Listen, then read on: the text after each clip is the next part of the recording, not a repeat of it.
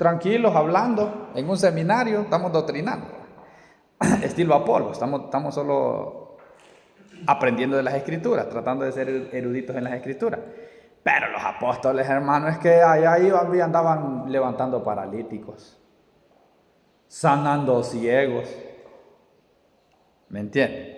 La gente echaba las manos, sanando lepras en el camino. Entonces la iglesia creció de una manera monumental, hermano. Y los judíos estaban preocupados, así como los católicos se preocupan, ¿va? De que después de la Reforma Protestante, el protestantismo les ha ganado millones de adeptos, millones de seguidores. Incluso entre ustedes, muchos de los de ustedes salieron de ahí, salieron de la religión católica. ¿Por qué? Porque cuando una iglesia se olvida de eso, se olvida del poder de Dios, entonces Dios tiene que levantar otra gente. Dios tiene que levantar hijos a Abraham aún de las piedras. Y esos hijos que levanta de las piedras no son fáciles, hermano. Esos son buenos en el evangelio. Entonces la gente empieza a irse para donde está Dios. Pues. La gente lo que quiere a Dios y no lo quiere a uno. La gente quiere a Dios. Mira que Dios es quien llena los vacíos. Entonces empezó a perder porque el judaísmo del primer siglo, hermano, el judaísmo del primer siglo y más el judaísmo después del segundo templo, porque en el año 70 sucedió que el templo de Israel fue destruido. Entonces, como la religión judía, se puede decir que vivía conforme al templo. ¿Dónde hacían sacrificios? En el templo. ¿Dónde leían la palabra? En el templo. ¿Dónde se celebraba la Pascua? En Jerusalén, porque ahí estaba el templo. Todos ellos, ¿dónde servían los sacerdotes? En el templo. Entonces, cuando el templo fue destruido, ¿dónde quedó la religión judía? ¿Dónde estaba el arca del pacto? En el templo. Simbolizaba la presencia de Dios. ¿Para dónde tenía que orar la gente? Hacia el templo, donde sea que estuviera, orando en dirección al templo. Entonces, cuando les destruyeron el templo, se puede decir que destruyeron la religión judía. Y los rabinos, fueron astutos los rabinos, hermano. Los rabinos lo que hicieron fue que cambiaron el templo por un libro. Y entonces ahora ya no se fundamentaba la religión en el templo. Ahora se fundamentaba en un libro, que lo conocemos como la Torá, o los primeros 5 libros de la ley. El problema que hubo entre la iglesia judía y la iglesia cristiana, iglesia me refiero a reunión de personas, eso es una iglesia. Cuando ellos empezaron a poner su doctrina, porque como se convirtió en un libro, entonces empezaron a enseñar a todo el mundo, ¿verdad? Debemos vivir de esta manera, donde sea que estemos, debemos guardar el sábado, debemos cuidarnos de las comidas, no debemos tocar muertos y todo eso, lo que los volvía inmundos. Y entonces hicieron su religión ya sin templo, enfocado solo en la letra de la palabra de Dios, en la ley explícitamente, y empezaron a adoctrinar, enseñar y a hacer sinagogas en todos lados, que inclusive ya existían en los tiempos del Señor Jesucristo, pero cuando el templo fue destruido se popularizó más. Y en esas sinagogas es donde había lucha, ¿va? Y los cristianos iban y predicaban, no, los judíos también los gentiles también se pueden salvar. Y eso provocó el primer concilio. Porque el primer concilio que se hizo en la iglesia cristiana fue: es necesario que los gentiles guarden la ley. ¿Qué dicen ustedes? ¿Será necesario que nosotros guardemos la ley de Moisés? Para el hermano dice que no. ¿Y ustedes, hermana María? No debemos guardar la ley también. Debemos andar sin ley, como es el apóstol Pablo. Aunque yo no ando sin ley. Yo no ando como los que no tienen ley. Hermano, es que el Señor, disculpa que me interrumpa, cuando el Señor vino, dijo que la ley se cumplía solo guardando los mandamientos, amando a Dios sobre todas las cosas y el prójimo como a sí mismo, igual cumplía toda la ley. Entonces, si nosotros hacemos eso. Entonces, ¿qué parte de la ley deberíamos guardar y qué partes no? El amor al prójimo. ¿Qué partes de la ley son amor al prójimo entonces? Miren que esa pelea hubo en el primer siglo, hermano. Esa fue la pelea que hubo. Porque si estamos sin ley, estamos sin palabra. Porque toda la escritura es inspirada por Dios y útil para redarguir, para enseñar y para instruir en justicia, a fin de que el hombre sea perfecto para toda buena obra. Y cuando escribieron ese texto no existía el Nuevo Testamento, solo existía el Antiguo, significa que se estaban refiriendo al Antiguo Testamento. Y si toda la ley es buena, como dijo el apóstol Pablo, y toda esa palabra de Dios se debería cumplir, entonces ahora nosotros tenemos que hacer distinción, por decirlo así. Miren cómo estamos hablando ahorita. Tenemos que hacer distinción entre qué debemos o qué no debemos guardar, siendo gentiles. ¿Cómo creen que solucionaron ese problema esa gente? Porque los judíos estaban predicando, así empezó la iglesia. Empezó con debates teológicos. Aunque crecía y crecía y crecía a causa de los milagros y a causa del poder de Dios y la predicación, empezaron a haber debates teológicos. Y siguen habiendo debates teológicos, hermano. Es que yo escucho personas que, hermano, es que la Biblia no se hizo para contender. Sí, no se hizo para contender sobre opiniones con el más débil. Pero sí se hizo para contender en cuestiones doctrinales. O sea, la Biblia dice, contended ardientemente por la fe, una vez dada a los santos. Dando a entender de que usted debe tener convicciones firmes y defenderlas. Si realmente está convencido de lo que cree. La Biblia dice, cada uno de ustedes esté convencido en su propia mente de lo que cree. Entonces los judíos empezaron a decir, no, tienen que guardar el sábado. Tienen que dejar de comer chancho. Tan ricos que son. Y empezaron a decir, tienen que dejar de comer chancho. Y además, tienen que guardar lunas nuevas, días de reposo, tienen que guardar las 7 fiestas judías, las 9 fiestas judías. Porque después pusieron 2 fiestas más, como la fiesta del Purín y la fiesta de la dedicación del templo. Entonces, ellos empezaron a ir a las comunidades cristianas a meter las leyes judaicas y a decir, si no se circuncidan, no son salvos. Y ahí empezó la primera pelea. El apóstol Pablo decía, no, nada que ver, Dios me mostró, mire que ese hombre hablaba con autoridad. No, Dios me mostró.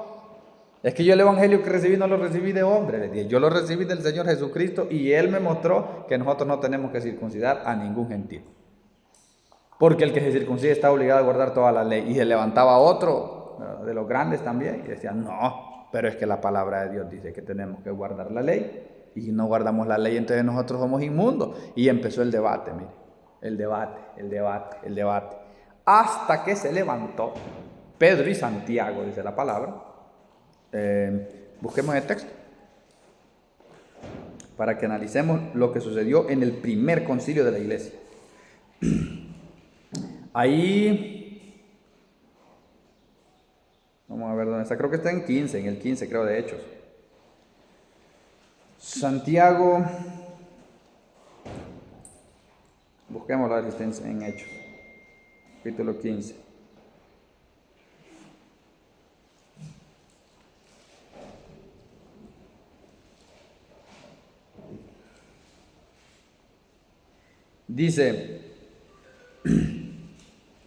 Dice el Señor que hace conocer esto de los tiempos, dice, para que el resto, desde el 15, se reunieron los apóstoles y los ancianos. Mire lo que pasaba aquí, ¿ve? Y llegados a Jerusalén, en el verso 4, fueron recibidos por la iglesia y los apóstoles. Creo que era Pablo y Bernabé los que llegaron. Vamos a ver, sí, Pablo y Bernabé. Tuvieron una discusión, dice. ¿Mire? ¿Qué era lo que tenían? Estaban peleando esa gente. Era una discusión, y dice todavía, y contienda no pequeña. Ya me da risa a mí cuando la gente dice, ¿verdad? Que no, dice que la palabra no hizo para contender y no saben de qué están hablando. Dice, como Pablo y Bernabé tuviese una discusión y contienda no pequeña con ellos, se dispuso que subiesen Pablo y Bernabé a Jerusalén y algunos otros de ellos a los apóstoles y a los ancianos para tratar esta cuestión. Ellos pues, habiendo sido encaminados por la iglesia, pasaron por Fenicia y Samaria contando la conversión de los gentiles y causaba gran gozo a todos los hombres. Porque que se arrepiente no va a sentir gozo, hermano. Se arrepentían los hechiceros, quemaban los libros de brujería, se arrepentían los idólatras, se arrepentían las prostitutas de los templos sagrados. Bueno, esa gente armó un molote ahí. Pero se reunieron después para tratar ese asunto.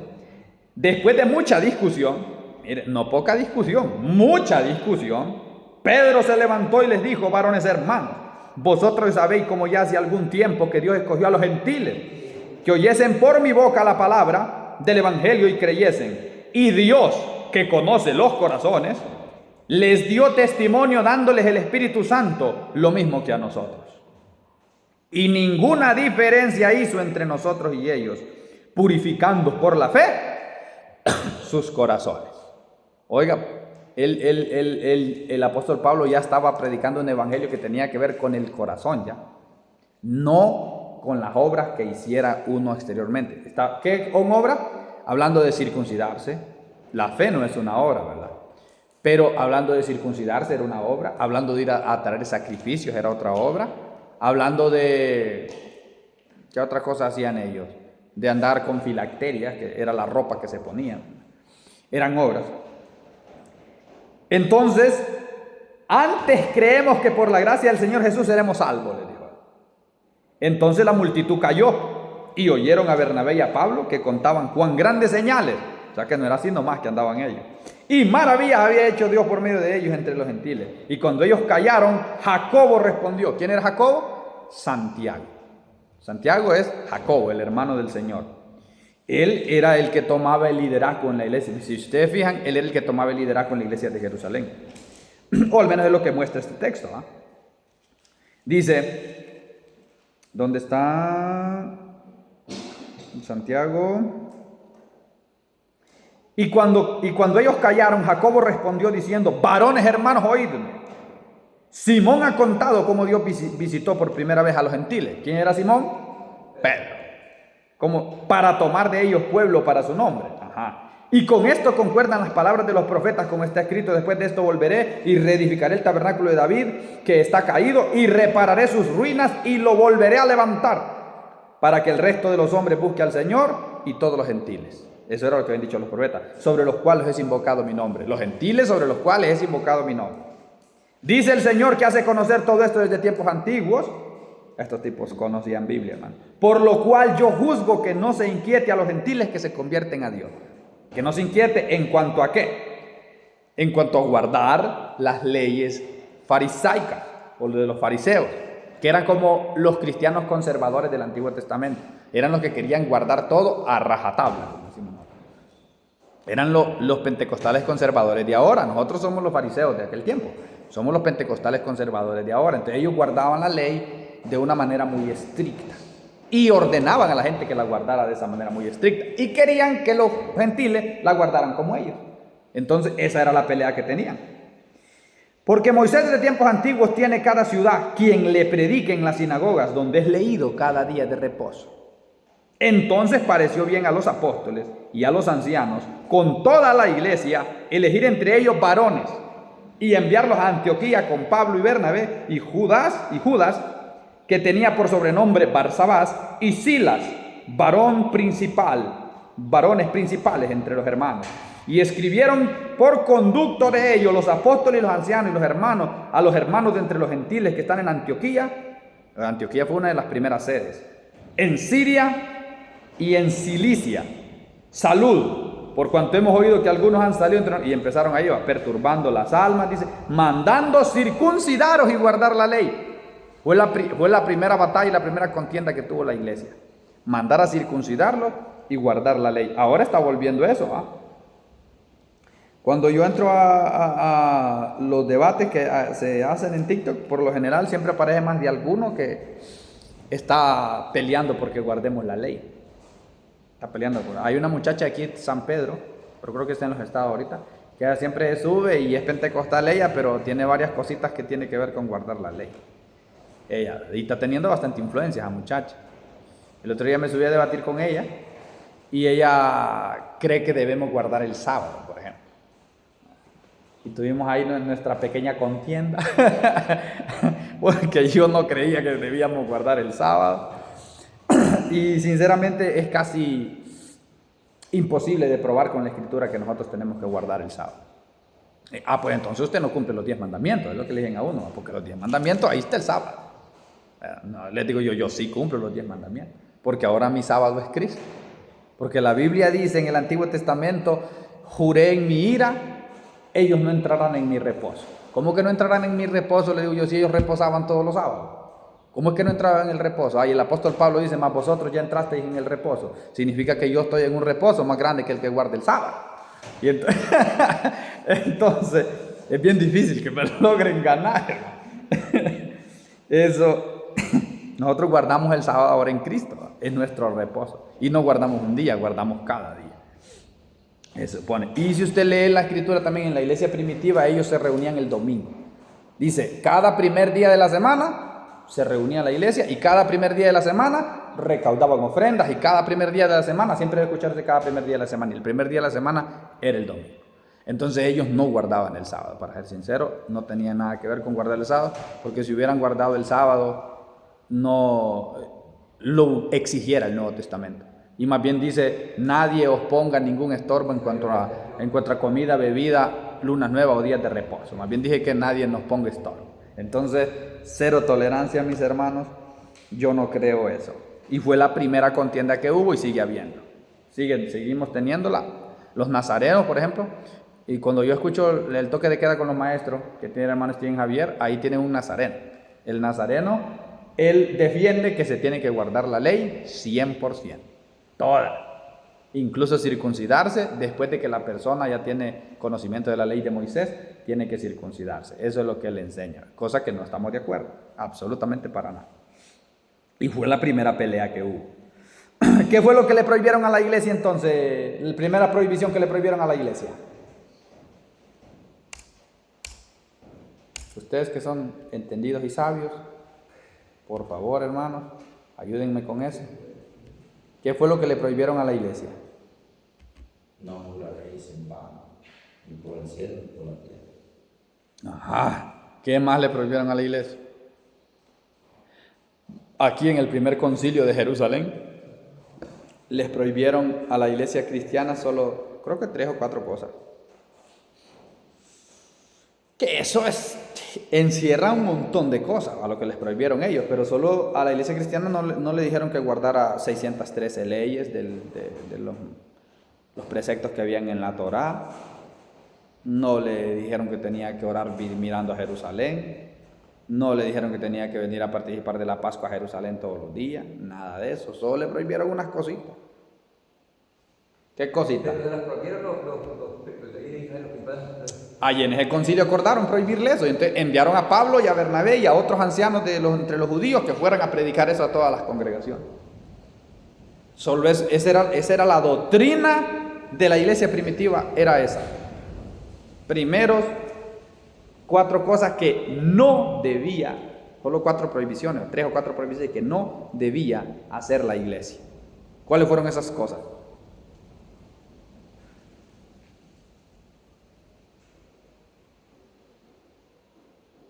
Yo les voy a decir la primera. Se nos prohibió comer sangre. Eso sí se nos prohibió. Comer sangre fue una de las prohibiciones, fue algo sencillo. Porque en la sangre está la vida, dice. Entonces se prohibía comer sangre de animales. Como acostumbran, creo que es la salchicha, creo que le dicen eso, no sé cómo le dicen, morcilla, no sé cómo le dicen eso, que es que sacan la sangre del animal y es a la fría, ¿verdad? Y se la comen. Entonces, eso está prohibido para los cristianos. Está prohibido. Esa es una de las cosas que prohibió. Y prohibieron otra. ¿Cuál fue? En el primer concilio de Jerusalén, la primera batalla y pelea por la doctrina de la iglesia cristiana. Esa fue la guerra que hubo ahí. Y dice que es una contienda no pequeña, una discusión fuerte. Pablo era un experto en discutir, en debatir, era un experto Pablo. La segunda cosa que se prohibió fue, absténganse de fornicación. O sea, no los quiero ver en los templos paganos acostándose con prostitutas. Esa fue la segunda prohibición. Y hubo una tercera prohibición. ¿Cuál fue? Los noto como nuevos a ustedes. Y de repente no De repente no le pone mucho interés uno, ¿va? Sí, a la historia. Ay, imagine que es la primera discusión cristiana de la historia. Vale la pena. Es la primera, la base doctrinal del cristianismo está ahí. O sea, si usted cumple esas tres cosas, si evita esas tres cosas, usted es uno de los cristianos más fieles del mundo. Eso es todo, las prohibiciones de ley. Es como la iglesia, la primera iglesia que hubo fue Adán y Eva, solo tenían una prohibición: no comer del fruto prohibido. Bueno, la segunda iglesia, podría ser como nosotros, entre Cristo y la iglesia, entonces tenemos 3 prohibiciones, 4, pero se puede resumir en 3. La primera es no comer sangre. La segunda es abstenerse de fornicación. Y la tercera es: está prohibida la idolatría. Esas fueron las 3. Esas fueron las 3. Y la cuarta tiene que ver con la primera, o sea, tiene que ver con no comer sangre, porque no puede comerse un animal ahogado. Entonces dice, o desgarrado, ¿verdad? Entonces, por eso es que es la prohibición, es la misma prohibición de no comer sangre. Entonces se podría resumir en 3. No comer sangre. ¿La segunda cuál es? Abstenerse de fornicación. ¿Y la tercera? La idolatría. Vamos a ver, siervo, ¿cuáles son las 3 prohibiciones de la iglesia primitiva? No comer sangre, y la fornicación y La idolatría. Ahora, si usted revisa la escritura, casi todo pecado es idolatría. Entonces, ellos resumieron toda la doctrina de la iglesia primitiva en esas 3 cosas, pero esas 3 cosas son un mundo, hermano. Imagine que el amor al dinero es idolatría. ¿Me entiende? Entonces, usted puede hacer una doctrina solo con que hubieran dicho está prohibida la idolatría. No, hombre, si es que todo el Nuevo Testamento tiene que estudiar usted para entender qué significa que está prohibida toda la idolatría. Porque hay cientos de cosas. La fornicación es idolatría, por ejemplo, dice la escritura también. O ¿qué otra cosa puede ser idolatría? Mucho por el trabajo. El amor al trabajo, o sea, el trabajo se puede convertir en idolatría. Claro que sí. A veces uno piensa que idolatría solo es adorar ídolos. Sí. Pues, vaya. Idolatría es todo aquello que le quite lugar a Dios, el primer lugar a Dios, por decir así. Es que miren, no es malo trabajar, lo malo es para quién trabajan ustedes. Bueno, si hablamos materialmente, trabajamos para sustentar nosotros mismos, para nuestro cuerpo.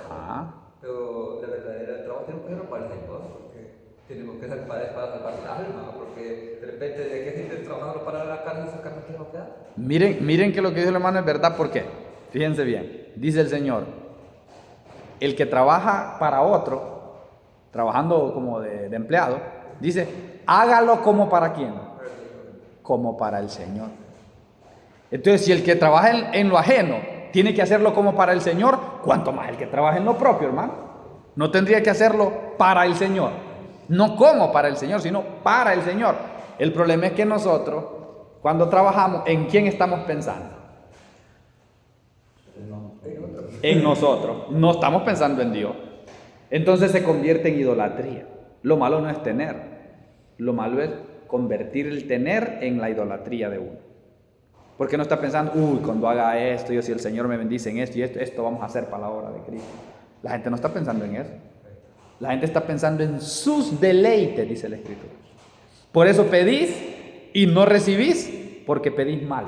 Pedís para vuestros deleites. No pedís para Cristo, para la obra de Cristo, para crecer en el conocimiento de Dios. No pide para eso la gente. Mire que Dios honra a los que le honran siempre. Ténganlo por seguro, mis hermanos. Fíjense el hermano Dante Gebel, por ejemplo. En la pandemia, ellos tenían problemas financieros.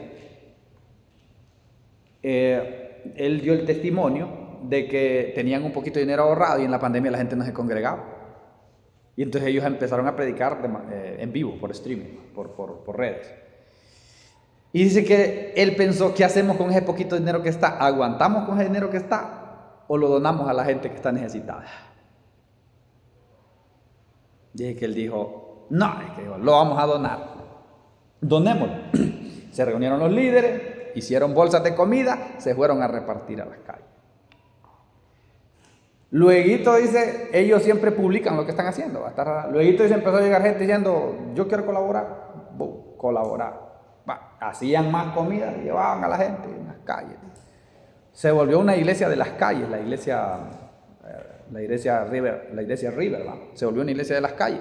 En plena pandemia, donde nadie salía, ellos iban casa por casa tocando las casas, mire, y dejándoles bolsas de comida, y ahí iba en la iglesia. Y empezó a crecer. 45 millones de dólares en donaciones regalaron ellos. Y siguen regalando. 45. Nunca en su vida había visto tanto pisto. Entonces, ¿a qué me refiero? A veces uno se vuelve idólatra con lo poquito que Dios le da, porque uno está pensando en uno, no está pensando en Dios y en su obra. Y entonces cuando uno cambia la mentalidad y cambia de pensar en uno a pensar en Dios y en su obra, Dios se encarga de todo, mis hermanos, de proveer más abundantemente de lo que pensamos o entendemos. No es que Dios está diciendo, yo quiero que todos estos vivan en miseria, no. Lo que Dios quiere es que nosotros no los volvamos idólatras, porque lo que dijo el hermano es verdad, todo aquí se va a quedar. Todo aquí va a quedar. Entonces, por eso fue que una sola de las prohibiciones fue no ser idólatra. Dios, la obra de Dios primero, su obra, y todo lo demás vendrá por añadidura, es lo que la Escritura dice. Entonces, toda la doctrina que ustedes ven en el Nuevo Testamento está basada en esas tres cosas. Especialmente no fornicación, no idolatría, no animales ahogados, pero como no sangre, pero como eso de la sangre es fácil cumplirlo, porque es algo exterior, es lo único exterior que nos pidieron. Lo demás es lo difícil cumplirlo. Fornicación, idolatría, ¿por qué? Porque vieron, fornicación e idolatría son la misma cosa. Son exactamente la misma cosa. Cuando Dios decía, por ejemplo, el pueblo ustedes han fornicado y adulterado con el leño y con la piedra, es idolatría. Y él a la idolatría le llamaba fornicación y adulterio. Entonces son casi que solo podríamos resumir la prohibición de nosotros en una sola prohibición. Dejen la idolatría. Casi que nosotros podríamos resumir esas tres cosas en una sola. Dejen la idolatría. Dejando la idolatría usted deja todo. ¿Por qué tenía que ver con idolatría? Porque la fornicación de aquel tiempo no era como la de que nosotros tenemos en las iglesias ahora. La que nosotros tenemos en las iglesias ahora no es fornicación, es concubinato. Dos personas viven juntas y no están casadas por la ley. Es una concubina, la mujer. Eso dice la Escritura. Pero la fornicación de la que habla ahí es la fornicación de los templos de la diosa del amor, lo que había en Corinto. Habían 1000 mujeres en el templo y los cultos era que la gente iba a tener orgías con ellas ahí. Esos eran los cultos. Entonces, a eso se le llama fornicación en la Escritura. O ir a los prostíbulos, ¿verdad? Y contratar prostitutas, que por lo general eran sacerdotisas también. Entonces esas mismas sacerdotisas lo llevaban a usted a adorar a otros dioses. Por eso Salomón terminó adorando a otros dioses. ¿Por qué? Porque tomó mujeres paganas y las mujeres le desviaron el corazón hacia los otros dioses, dice la palabra. Por esa razón es que uno debe cuidarse mucho de la idolatría, porque la idolatría es sutil. Usted en cualquier momento cae en idolatría. Y es un pecado terrible porque significa que ya usted no está trabajando para Dios, está trabajando para sus deseos o para otro Dios. O sea, su deseo se convierte en un Dios. Hay que tenerle mucho cuidado a eso. Entonces fue la pelea que hubo, lo voy a leer yo ahorita. En el 29 dice, porque ha parecido bien al Espíritu Santo y a nosotros no imponeros ninguna carga más que estas cosas necesarias, que abstengáis de lo sacrificado a los ídolos, ¿verdad? De sangre, de ahogado y de fornicación. Esas fueron las tres cosas. No idolatría, no sangre, no fornicación. Tres cosas. De las cuales cosas si os guardareis bien haréis, dice. Y terminan diciendo, pasadlo bien. O sea, espero que les vaya bien a ustedes. Pero de esas tres cosas, apártense. Muy bueno, hermano. Entonces, mire, si usted puede guardarse de eso, guárdese. Se le ahogó una gallina, no se la coma, bótela.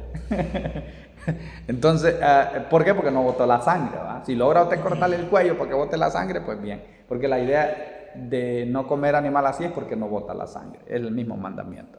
Entonces son cositas sencillas, ¿verdad? Ahora, en esas cositas sencillas de las que habla ahí, toda la ley está sumida. Ahora pasemos al siguiente capítulo. ¿Cuál fue el primer perseguidor de la iglesia? Se podría decir que fue Pablo, ¿verdad? Se podría decir que fue Pablo. El que primero que persiguió la iglesia. Así empezó la iglesia cristiana. Era un enviado de los judíos.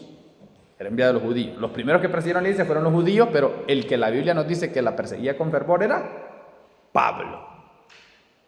Pablo agarraba a los cristianos, usted sabe lo que intentaba que ellos renunciaran de su fe, porque como era un hombre erudito y además tenía la fuerza también. ¿Cómo se convirtió Pablo? Dios lo eligió, que Dios le habló por Pablo por ser perdido. Ajá. Y pues, ¿Para dónde iba Pablo, hermano? Iba para Damasco. ¿Y han escuchado el canto ustedes? Pablo cayó del caballo. Pero iba a pie, hermano, Pablo. No iba en caballo. Sí, para que pareciera que Pablo iba en caballo, pero no, Pablo iba a pie. Sí, no dice la Biblia que Pablo cayó del caballo, nada de eso, no, dice que lo levantaron y lo llevaban de la mano. Dando señal de que lo llevaban de la mano, no dice lo levantaron y lo subieron al caballo. No, lo agarraron y lo llevaron de la mano, porque no podía ver Pablo. Entonces Pablo iba camino de Damasco, iba a pie y se le apareció, tuvo una visión. ¿Cuál fue la visión?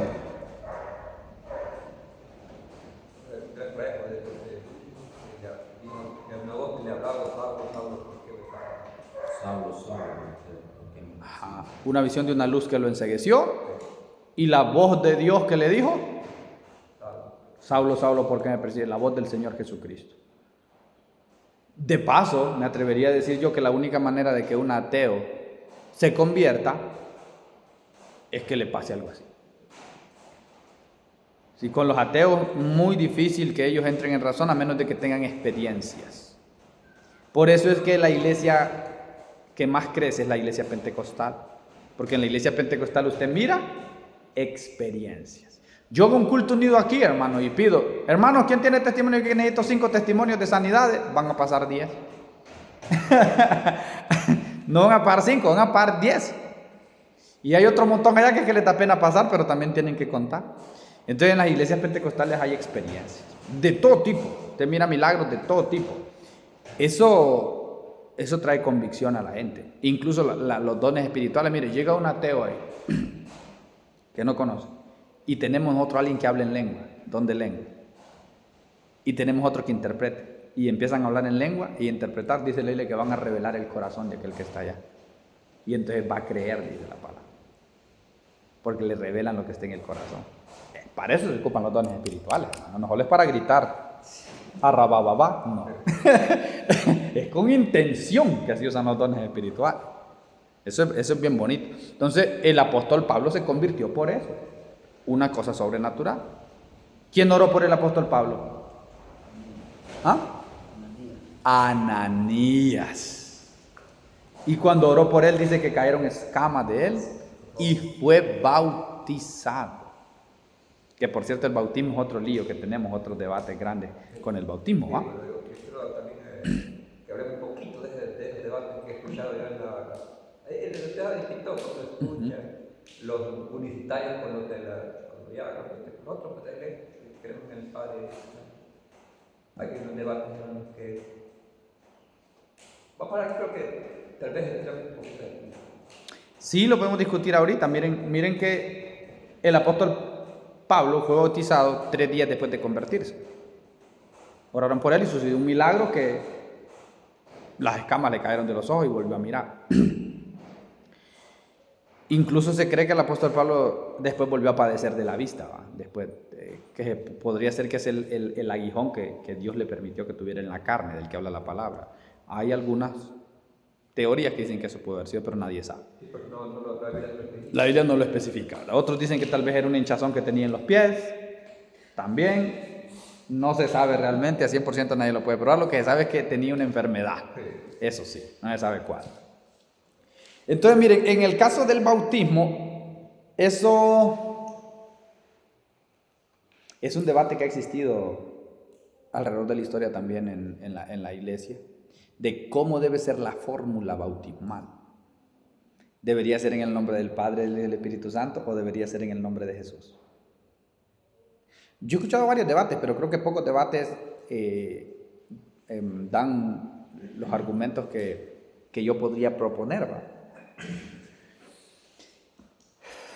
Miren, esto es a nivel seminario, o sea, no es esto uno casi que no lo enseña a nivel normal en las iglesias, aunque se puede enseñar, no hay problema. Pero como hay gente que todavía no tiene madurez, hay cosas que no las entiende. Es como dijo el apóstol, dijo Jesucristo a los apóstoles, si les hablo cosas materiales y ustedes no entienden, ¿qué van a entender si les hablo las espirituales? Mejor no les hablo. Entonces así pasa con el pueblo, a veces hay cosas que no se las puede predicar porque lo que va a hacer es confundirlos, no van a saber ellos qué. Tenemos los debates entre cuál es la fórmula bautismal, porque en los manuscritos más antiguos no aparece ese texto bíblico. El texto bíblico de bautizar en el nombre del Padre, de Dios y del Espíritu Santo. Usted sabe que la Biblia es una traducción de los manuscritos griegos antiguos y hebreos antiguos. Con la Biblia hebrea no tenemos problema, pero con el Nuevo Testamento sí. Porque entonces sale algo que le llaman la alta crítica, que la alta crítica es que comienzan a criticar los textos bíblicos y empiezan a decir, no, ese texto no es bíblico, eso es espurio. Espurio significa que no lo inventaron, por decir así, es un texto inventado. Y entonces así dan ellos a entender de que ese texto es un texto espurio, que no existe la fórmula bautismal en el nombre del Padre, del Hijo y del Espíritu Santo. Es uno de los argumentos fuertes que tienen ellos. Pero eso es porque se encontraron documentos más antiguos que los documentos donde se fabricó la Biblia, que nosotros tenemos, y entonces en esos documentos esos textos no aparecen. Le llaman los códices más extendidos. Códices son como los libros que se encuentran de la Biblia. Entonces no aparece. Hay otros textos también que no aparecen, como el de Juan, primera de Juan 5:17 creo que. Primera de Juan o 4:17, no recuerdo muy bien, pero cuando dice 3 son los que dan testimonio en el cielo, el Padre, el Hijo y el Espíritu Santo. Ajá. Y entonces ese también le dicen que es un texto espurio, ellos le llaman texto espurio.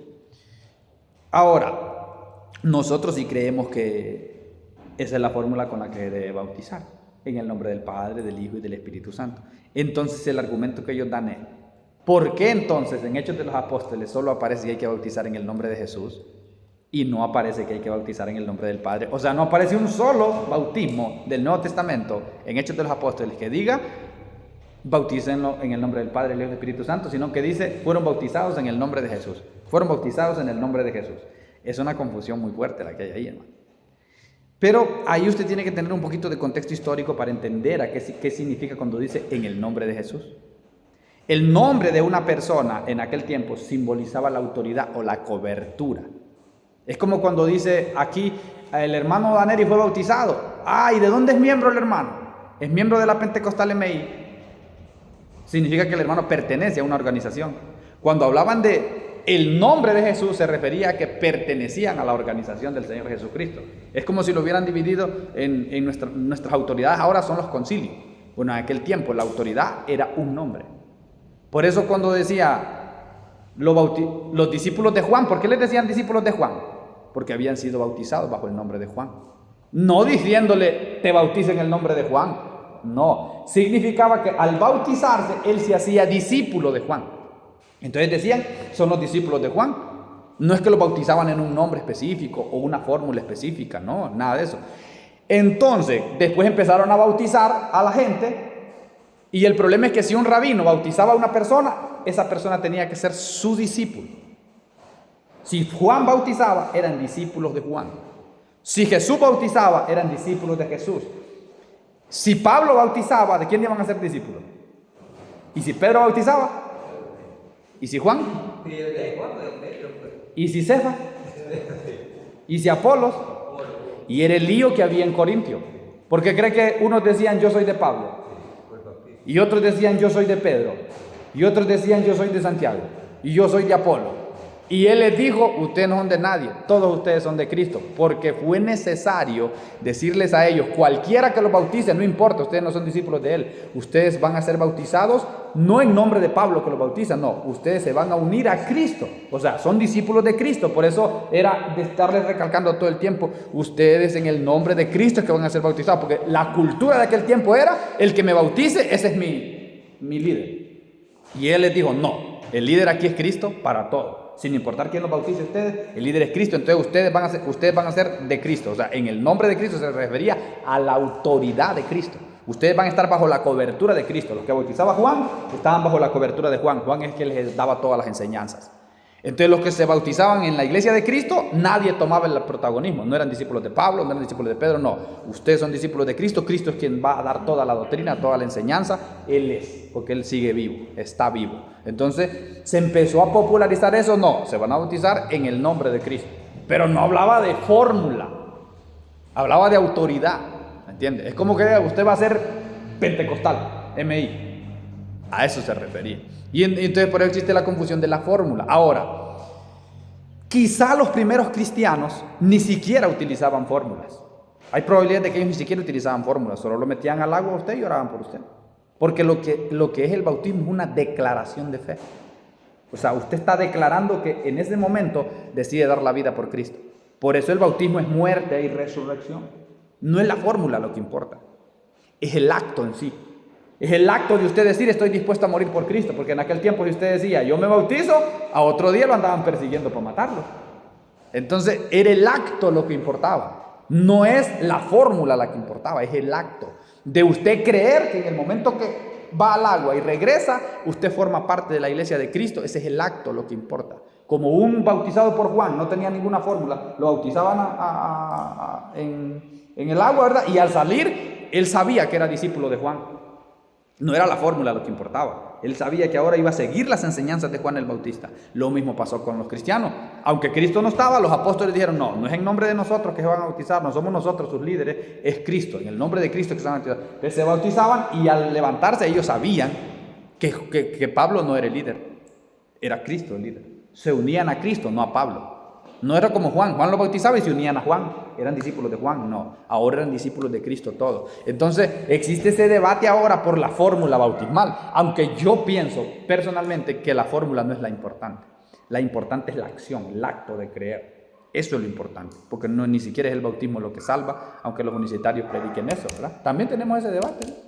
Si salva o no salva el bautismo. Sí, ahí dicen que el bautismo por lo que corresponde ahora nos salva. No dice nos salva, es que nos salva. Sí, el bautismo. ¿Por qué razón en la Biblia dice el bautismo nos salva? Era porque en aquel tiempo no existía eso de pasen al frente, ¿quiénes quieren recibir a Cristo? No existía. La manera de recibir a Cristo era bautizándose. Por eso dice el bautismo nos salva, porque el bautismo se puede decir que era la evidencia de que usted había creído. Por eso está tan ligado el bautismo con la salvación en la iglesia primitiva, porque no había tal cosa del hermano le vamos a dar doctrina 3 meses. No, era en el mismo instante que creía que había que bautizar. Usted creía hoy, mañana lo bautizamos. Una pregunta, hermano. Y a veces me da confusión. Y si creo que no sé si esta persona me ha preguntado también. Si la persona cree en el Señor Jesucristo, pero no es bautizado, Es salvo. Es salvo. es Sí. salvo. El que creyere y fuere bautizado será salvo, mas el que no creyere será condenado. Él lo divide ahí en dos partes, ¿va? El que creyere, si cree, se va a bautizar. Será salvo por su fe. Pero el que no creyere será condenado. Ya no dice el que no creyere y no fuere bautizado será condenado, porque el verdadero sentido de la salvación es la creencia. No, la pregunta es, si la persona muere sin bautizarse, Si se salva, ¿sí? sí se salva. Si cree que Cristo es el Salvador, ¿va? Si cree que Cristo es el Salvador, se salva. No hay ningún problema con eso. Eso es lo que quería yo. Sí, no hay ningún problema con eso. Y ahí hay uno que debate que no. Sí, pero recuerden que es que la salvación es por gracia. Entonces ya el bautismo sería una obra, no es salvo por obra. La gente no es salva por obra. Entonces ahí no es el bautismo lo que salva es la fe. Entonces la fe es la que usted le da el poder para ir a bautizarse. Pero si no le dio tiempo de bautizarse, la fe es la que lo salva, no el bautismo. Es la fe. Y si la persona muere sin bautizarse, no es casada, como el varón que vive, se casa. Ahí hay problemas. ¿Sabe por qué?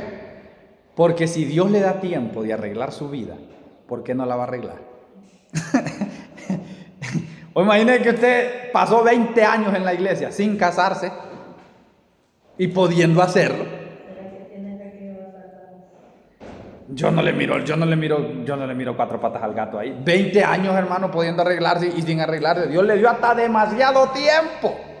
Por eso le digo, la fe siempre va acompañada de la acción. El que creyere y fuere bautizado. ¿Por qué? Porque la primera acción de una persona que cree es que quiere bautizarse. Es la primera acción. Yo me he hecho una pregunta en eso. Cierta persona murió, pero estaba enferma. Y me ha hecho una pregunta. Que ella no era casada, pero cuando ella estaba enferma, fuimos a orar por ella y aceptó. Pero murió sin bautizarse, no sé. No, se salva. O sea, si se arrepintió en el hecho de la muerte, le pasa lo mismo del que estaba crucificado a la par del Señor Jesucristo. Hoy mismo estarás conmigo en el paraíso, le digo. Porque no le queda tiempo. ¿Me entiendes? Solo por la fe. Por la fe es que la persona se salva. El bautismo ya es una obra que fluye de la fe. Fluye del creer. Por eso dice el que creyere, porque primero hay que creer, porque lo que cree es lo que le da a usted la salvación. Luego de creer y estando en la salvación, usted empieza a obrar de manera que a Dios le agrada, ¿no? Entonces, por eso es que son evidencias de la salvación. Por sus frutos los conoceréis. Las evidencias de la salvación es los frutos. Mire, está obrando como tiene que obrar. Pero no es que ninguna obra lo salva, hermano. Ninguna obra lo salva. Pero son evidencias de que usted ha sido salvado por Cristo. Son evidencias. Si usted no tiene evidencias, ¿qué le pasa a un árbol cuando no da evidencias? ¿De qué va a dar fruto? Leña. Es leña, hermano. ¿Qué pasa un cafetal cuando ya ni hojas tira? Que ya está que cheque. Ese hay que volarle de patillas. Entonces, así es. Lo mismo es la salvación. Lo mismo es la salvación. Hay que dar fruto digno de arrepentimiento. Se convierte el apóstol Pablo. Después de que se convierte el apóstol Pablo empieza a predicar, hermano, por todos los lugares. Usted sabe que fue el apóstol más grande. Más grande no por grandeza, sino más grande por sus obras. Lo que manda es lo que uno hace, hermano. Aprendamos eso. Lo que manda es lo que uno hace. Eso es lo que vale la pena. Eso es lo que resalta en el más allá. Cuando usted muera, lo que usted hizo es lo que va a resaltar. Hay papás que creen que estando en los estados y dándole todos los hijos aquí, están haciendo bien. Pero quién sabe. Porque recuerde que el hijo tiene que ver al papá hacer. Tiene que ver al papá corregirlo. Tiene que ver al papá acariciarlo. ¿Para qué? Para que le tenga respeto y admiración. Pero si uno crece sin eso, no miró las obras de su padre. Es muy importante, hermano, las obras que... Por eso Hechos de los Apóstoles, como les digo, dice Hechos de los Apóstoles. Lo que hicieron, no lo que dijeron que iban a hacer. No lo que pensaron que iban a hacer. No, lo que hicieron. Hechos, no palabras. Amén, dijo el Señor, de hechos y no de palabras. Sean hacedores de la palabra, dijo, y no solamente oidores. Engañándose a vosotros mismos. Es lo que usted hace, mi hermano, no se engañe. Entonces el apóstol Pablo fue grande porque él hizo. Constantemente, mire, tipo predicaba en Asia Menor, predicaba en España, predicaba, ese se llevó todo el continente entero, hermano. Predicó en Italia, predicó en Roma, predicó en todas las provincias, predicó en Corintios, predicó en Galacia, predicó en Pérgamo. Ese tipo es que llenó el mundo del evangelio, ¿no? Ese era un misil, era una bomba nuclear, ese hombre. Él no se paraba, hermano. ¿Me entiende? Y él predica, y él trabajaba todavía, o sea, por las obras, hermano. Mire que él trabajaba, y además de trabajar predicaba, y además de predicar oraba, y además de orar ayunaba. Y no, hombre, si es que ese tipo era una ametralladora, como el hermano Vaneri, hermano. Increíble todo lo que hizo. Ese hombre llenó el mundo antiguo del Evangelio de Jesucristo y empezó a formar gente, a formar discípulos, y empezó, ¿verdad? Y empezó a pedir ayuda. Mire que por muy grande que sea una persona, siempre ocupa ayuda, hermano. Y entonces él empezó a andar con Apolos. Mientras él ganaba las almas, Apolo las doctrinaba. Y entonces ahí es donde hubo el conflicto, donde dice, Apolo regó. No, Pablo sembró, Apolo regó. Pero el crecimiento lo da Dios.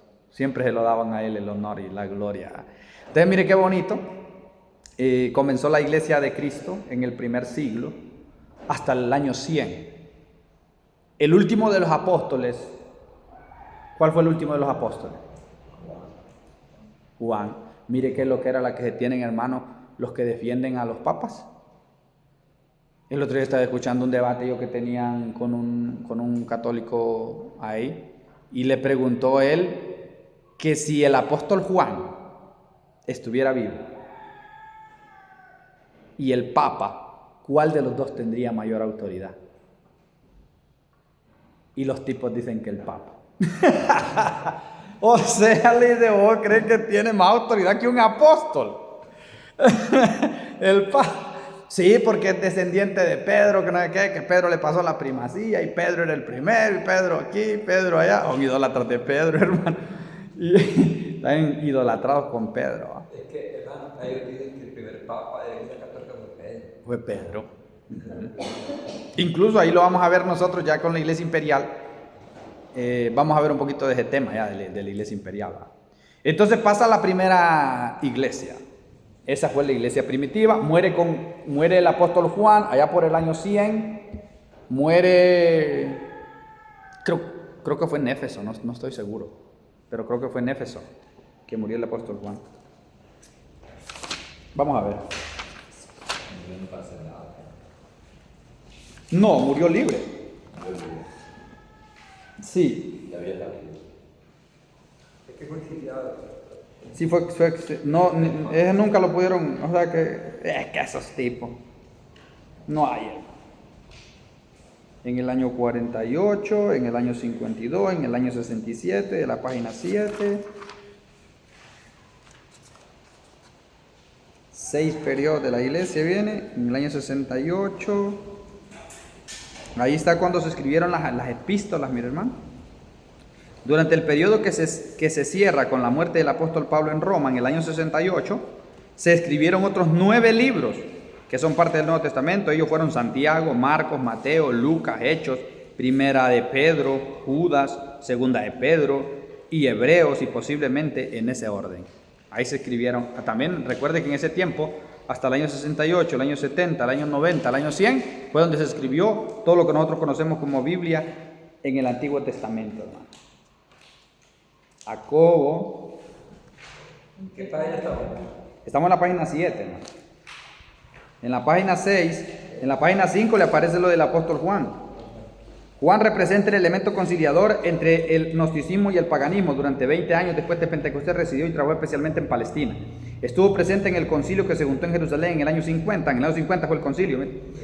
Pero de esta fecha hasta el año 70 lo perdemos de vista por completo. Probablemente haya trabajado durante ese periodo en el valle que tenía por centro Babilonia y que está limitado por el río Hiddekel y Éufrates. Y allí debe haberse regresado a Jerusalén, donde huyó cuando Tito la tomó. Lo encontramos en Éfeso. Él fue el patriarca de Éfeso, hermano. O sea, fue como el obispo de Éfeso. Y sabemos que su instancia en aquella ciudad fue irrumpida. Por su destierro en la isla de Patmo, murió en Éfeso por el año 94 después de Cristo, teniendo aproximadamente 100 años de edad. Entonces, por el año 94 después de Cristo se escribió el último libro, que es Apocalipsis. En ese tiempo se recopilaron todos los libros, y de ahí escribe las últimas 7 cartas, él y el Apocalipsis. ¿Va? Allí termina la iglesia primitiva, es la iglesia apostólica. Después de eso, nos toca ver los 6 periodos de la iglesia.